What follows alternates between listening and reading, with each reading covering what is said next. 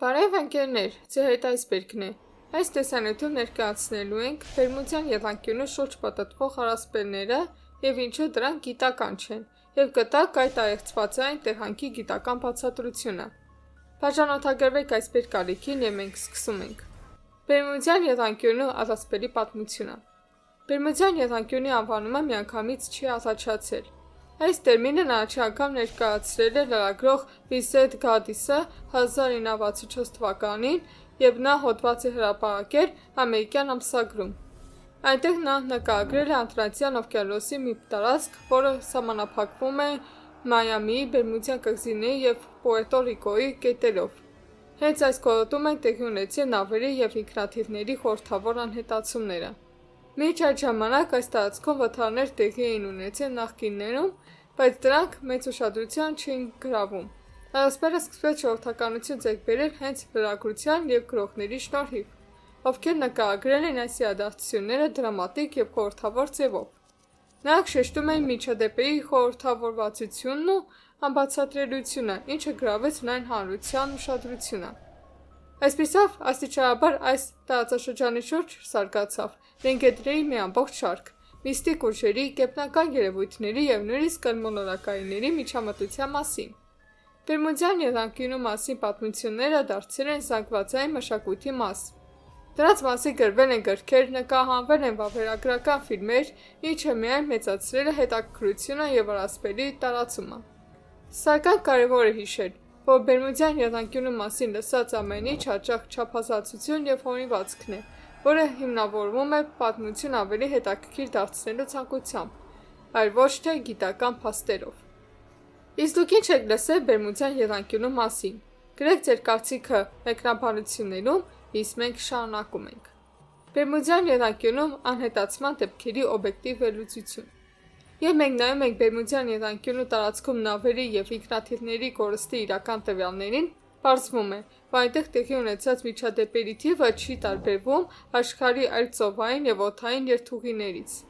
Օվկիանոսի այս հատվածը նավագնացության և ավիացիայի առումով ամենաինտենսիվներից մեկն է, ուստի այստեղ վթարների հավանականությունը պարզապես ավելի բարձր է երթևեկության մեծ ծավալի պատճառով։ Շատ անհետացումներ ունեն բավականին հասկանալի պատճառներ, օրինակ տեխնիկական անսարքություններ, օդաչուի և կապիտանի սխալներ, ինչպես նաև դժվար եղանակային պայմաններ, ինչպիսիք են փոթորիկներ և ուժեղ քամիները, որոնք բավականին տարածված են այս տարածաշրջանում։ Ատլանտյան օվկիանոսը հայտնի է իր արագ և հզոր փոթորիկներով, որոնք կարող են հանկարծակի առաջանալ և հանգեցնել աղետների։ Պետք է հաշվի առնել նաև նավիգացիոն դժվարությունները։ Հատակի ռելիեֆը ստորջրյա փոսերով և զառիթափշարներով բարդացնում է որոնողական փրկարանական գործողությունները և հաճախ հանգեցնում է նրան, որ բեկորները և նույնիսկ զոհերի մարմինները պարզապես չեն հայտնաբերվում։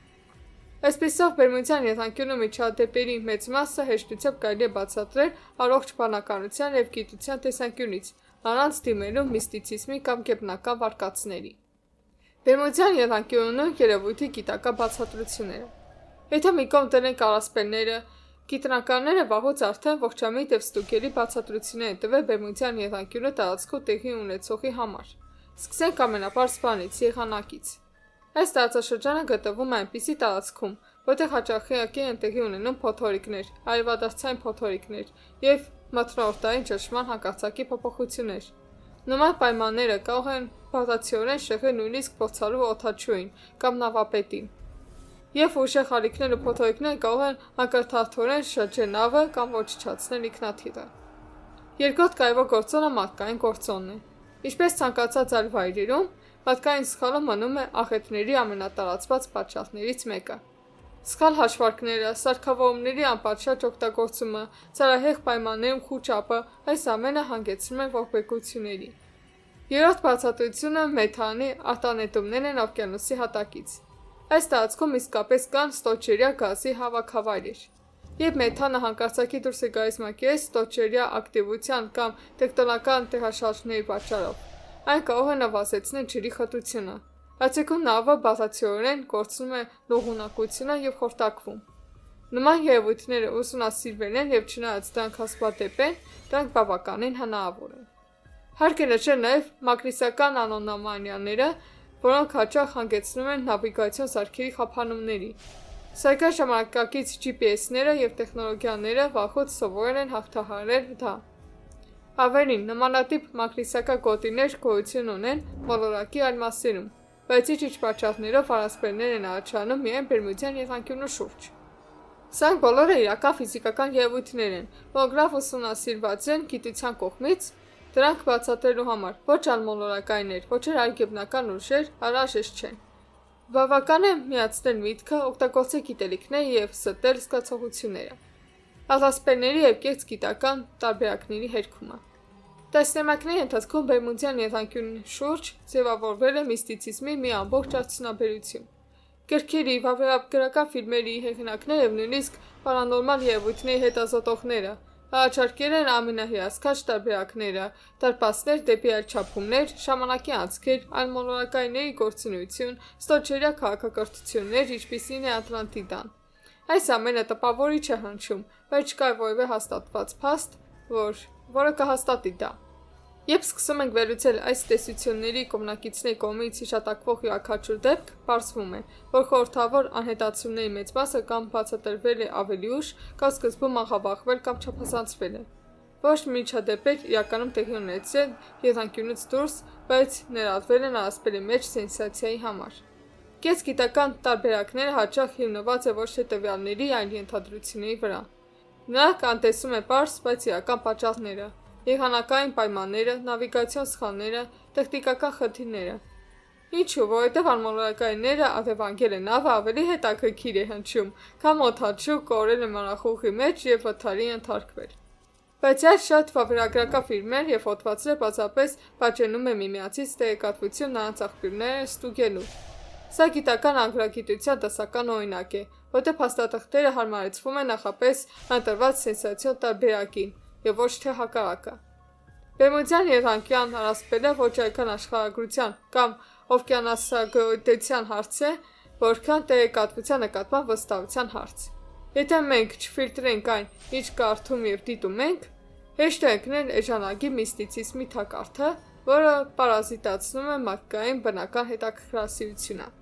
Գիտական մոտեցման կարևորությունը։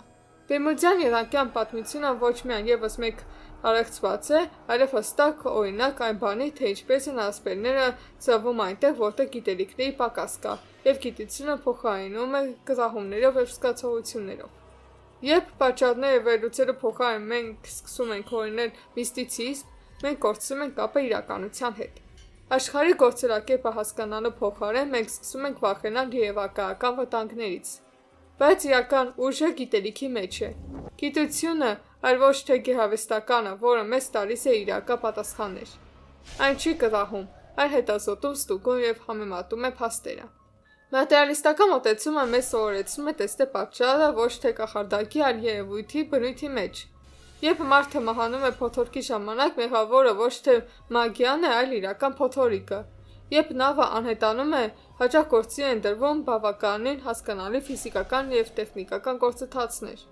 Գիտության վրա հիմնվելը նշանակում է ապավինել իրականությանը, այլ ոչ թե երևակայությանը։ Աշխարհում ամեն ինչ հեշտ չէ, որպեսզի անմիջապես բացատրվի, բայց սա հրաշքներ հորինելու պատճառ չէ։ Սա ուսումնասիրելու, հետազոտելու, հարցեր տալու և պատասխաններ փնտրելու պատճառ է։ Բերմուդյան եղանկյունի գաղտնիքների գոտի չէ, այլ առասպելների գոտի, և առասպելները ցրվում են, և քննադատական մտածողությունը փայլում է դրանց վրա։ Բերմուդյան եղանկյունում կորածները։ Անթիվ քանակությամբ անհետացած նավեր և ինքնաթիռներ Ատլանտյան օվկիանոսի Բերմուդյան եղանկյունու շրջանում։ 1978 թվականին հոկտեմբերի 18-ին Ֆրանկֆուրտեր Ցայտունգը հաղորդեց. Պանամայի դրոշը կրող Սիլվա Լ. օսանավը առեղծվածորեն անհետացել է, այսպես կոչված Բերմուդյան եղանկյունում։ Ենթադրում է, որ նավի արձակազմի 37 անդամների հետ ջրախույզ է եղել։ Համաձայն ամերիկյան առափնյա պահակության տվյալների, այդ 170 մետր երկարությամբ և 10,000 տոննա ջրատարողությամբ բեռնատար նավի կործանման շրջանում հայտնաբերվել են նավթիբից, փրկար նավակի բեկորներ և այրված փրկարար օղակ։ Նավը բեռնավորված էր ենթաթանաքով և պետք է հասներ Ֆիլադելֆիա։ Կարծում են, որ նավը և նրա արձակազմի անդամներին գտնելու հույս չկա։ Նավի անհետացումը դժբախտ պատահար է և ցավոք ոչ այդքան հազվադեպ։ Հավանեցիք տեսանյութը, ուրեմն կիսվեք այն ձեր ընկերների հետ։ Մինչ հանդիպում։